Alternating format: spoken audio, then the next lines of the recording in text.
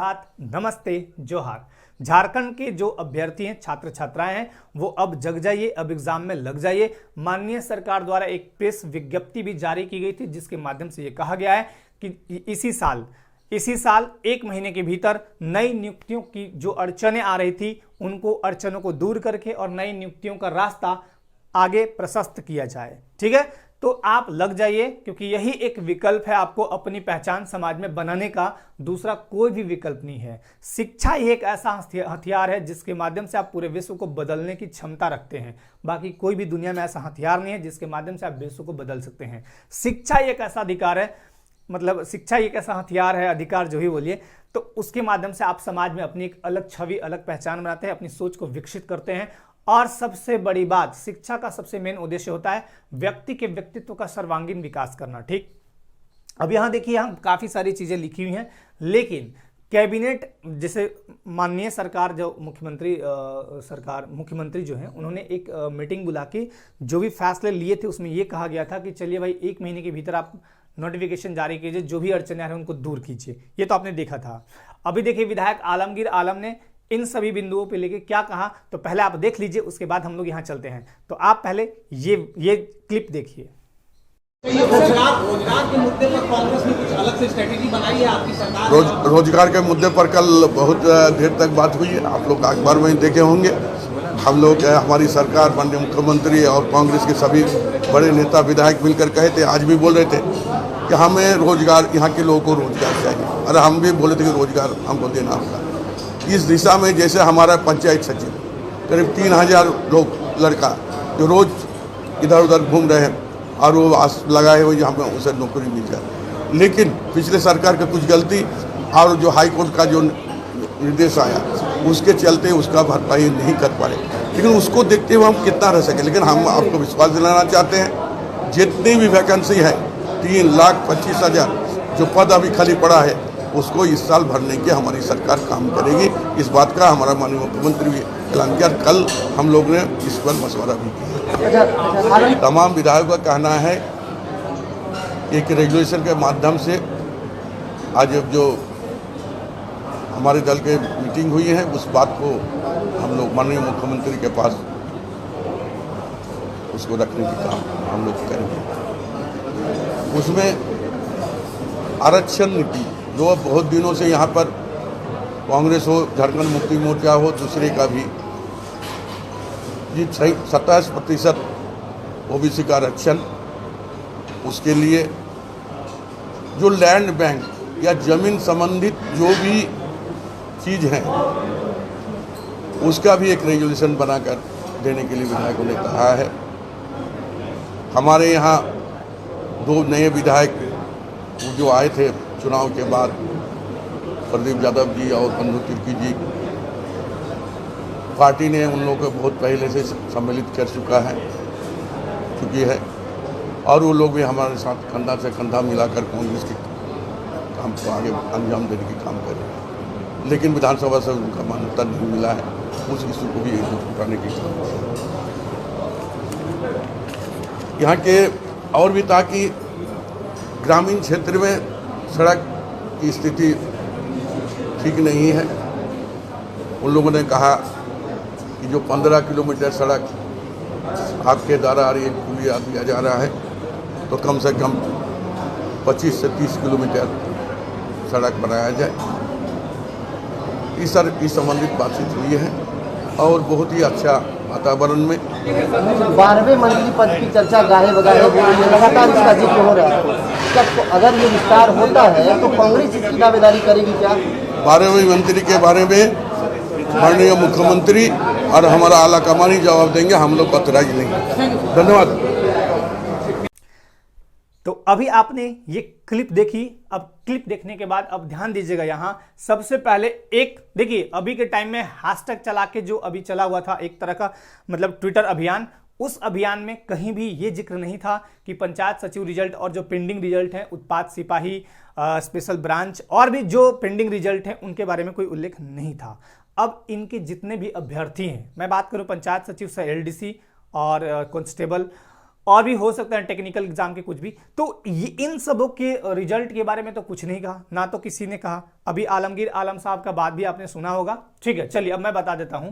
यहां पे सबसे पहले मैं बात करूंगा पीएस एलडीसी रिजल्ट फाइनल, जो कि अभी केवल रिजल्ट आना बाकी था।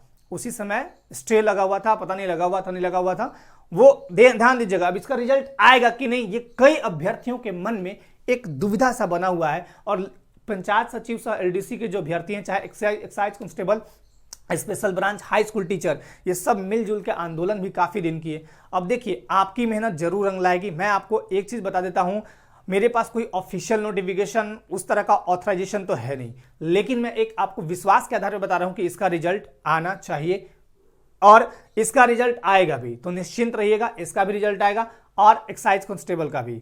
ठीक है, जो भी बातें अभी आ रही हैं सामने आने दीजिए, आने वाला भविष्य ही बताएगा कि इसका क्या होगा। ठीक, और एक चीज और कि इसका मामला भी सुप्रीम कोर्ट में हाई स्कूल टीचर के साथ, मतलब क्या बोलते हैं, जौ के साथ घुन पीसना, वही वाला बात यहां पे हुआ है कि जौ पीस रहा है साथ में घुन भी पीस रहा है। तो चलिए, कहीं ना कहीं इस पे हम डिबेट नहीं करेंगे, क्या है मामला मुद्दा वो सब आप जानते हैं। 13/11 का जो भी चीजें Soni Kumari versus state case है वो अलग बात है, उस पर हम डिबेट भी नहीं करेंगे। ठीक है, मेन बात करेंगे रिजल्ट को लेके। एक सकारात्मक सोच रखिएगा, रिजल्ट जरूर आएगा। ठीक, पहला चीज, आशा की किरण आपको यहां भी दिख रही है और नई नौकरियों का जो वेट कर रहे हैं छात्र छात्राएं, उनके लिए भी आशा की एक बहुत बड़ी किरण है। कारण क्या है कि लगभग 3 लाख पद झारखंड में रिक्त हैं और 3 लाख तो नहीं आएगा, ये तो सब कोई जानता है, आपको ही मैं स्पष्ट रूप में बता दूं, 3 लाख नहीं आएगा। लेकिन अगर इसका 10% ही आया, 20% ही आया, तो समझ रहे हैं बहुत बड़ा अपॉर्चुनिटी है आपके लिए। तो जो भी पद आएंगे आने वाले टाइम में, जो भी पद आएंगे, देखिए सरकार या फिर जो भी विभाग हैं वो दिखा देते हैं कि इतना पद रिक्त है, लेकिन क्या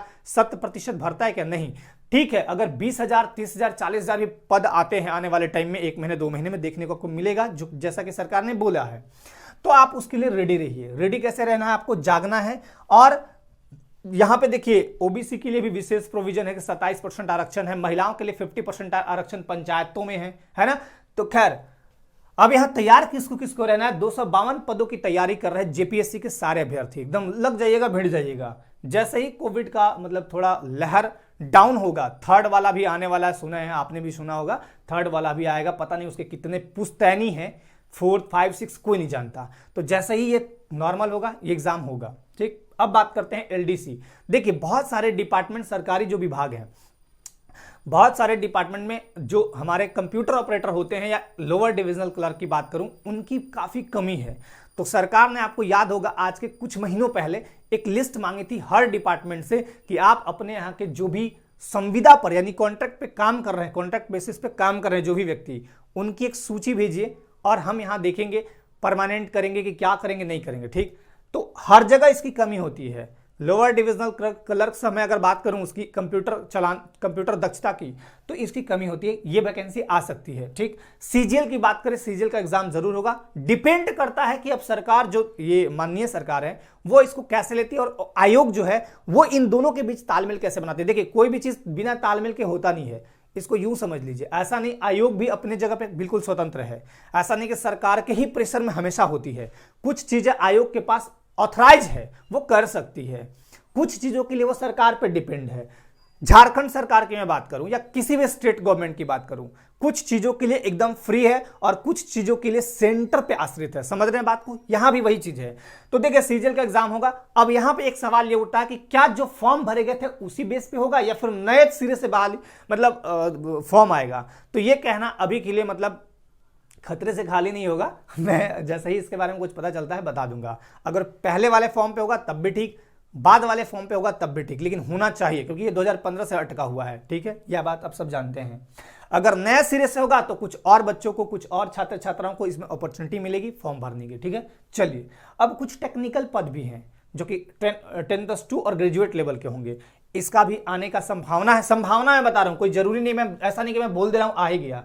मैं एक संभावना बता रहा हूं, चीजों को देखते हुए, सरकार के किए हुए जो घोषणा है उसके आधार पे। और अभी बहुत टाइम हो गया वैकेंसी का, तो आना चाहिए, है ना। उसके बाद झारखंड टेट। झारखंड टेट के लिए जो भी अभ्यर्थी लगे हैं, जो बीएड कर रखे हैं, वो अब तैयारी में लग जाइएगा।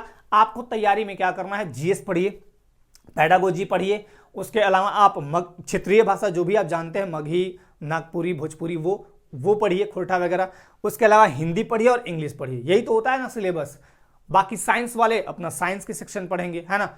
तो बाकी मैं बता दूंगा पूरा डिटेलिंग से क्या क्या होता है नहीं होता है। चलिए अब आते हैं सिपाही कांस्टेबल की भी कमी है, अभी राज्य सरकार के पास कमी है कांस्टेबल की, तो हो सकता है कांस्टेबल की भी बहाली नए सिरे से आए। देखना यही होगा कि सरकार आपकी उम्मीदों पे कितना खरा उतरती है, क्योंकि हर झारखंड के जो स्टूडेंट्स हैं उनका एक बहुत बड़ा उम्मीद है इस सरकार से, ठीक है। तो ये सरकार मतलब बच्चों को ये देखना है कि ये सरकार आपकी उम्मीदों पे कितना खरा उतरती है, उसी पर डिपेंड करता है ये सारा कुछ। फॉरेस्ट गार्ड इसका भी वैकेंसी आने का उम्मीद है, ऐसा कोई जरूरी नहीं कि आ ही जाए, खाली है पद तो खाली है, लेकिन देखिए उम्मीद है कि आए। तो आपको जिस भी एग्जाम की तैयारी कर रहे हो लग जाइएगा, लग जाइए, इधर उधर की बातों से, अनर्गल बातों से बिल्कुल दूर रहिए।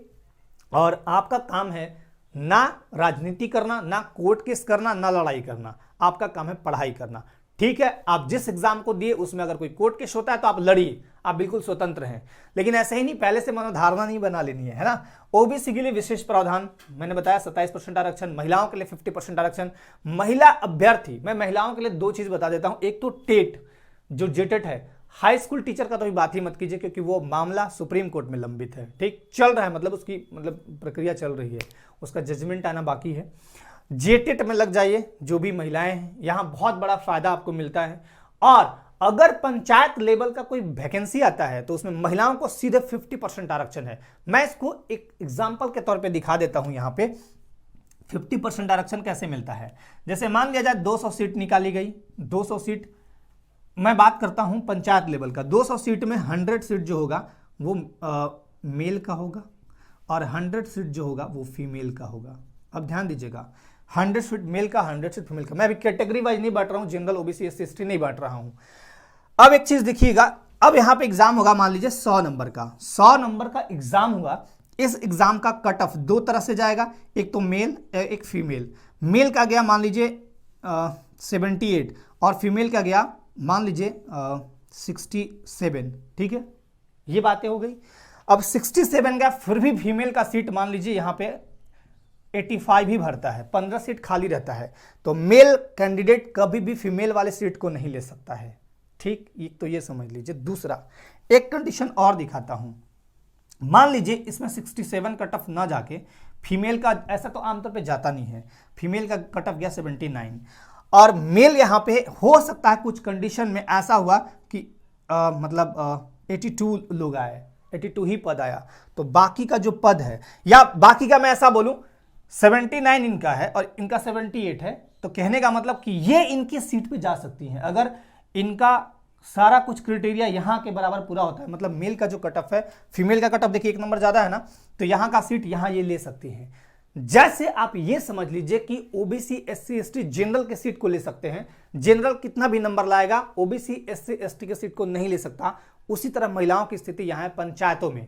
तो पंचायत लेवल की जो भी, जैसे पीएस की बात करूं पंचायत सचिव का, तो यही यहां पे अभी अप्लाई हुआ, जो पिछले 3000 के आसपास जो सीटें थी, ठीक है, जो भी रिजल्ट आना बाकी है जिसकी मैंने बात की ऊपर, ठीक है। तो इसलिए लग जाइए, भिड़ जाइए, कुछ नहीं करना है, मेहनत करिए, मेहनत का फल आज न कल आपको बहुत अच्छा मिलेगा, ये याद रखिएगा, ठीक है। तो चलिए आज के लिए धन्यवाद, पढ़ते रहिए और इन सब बिंदुओं पे ध्यान दीजिए, बाकी आप अपने लाइफ में एकदम मस्त रहिए। जय हिंद।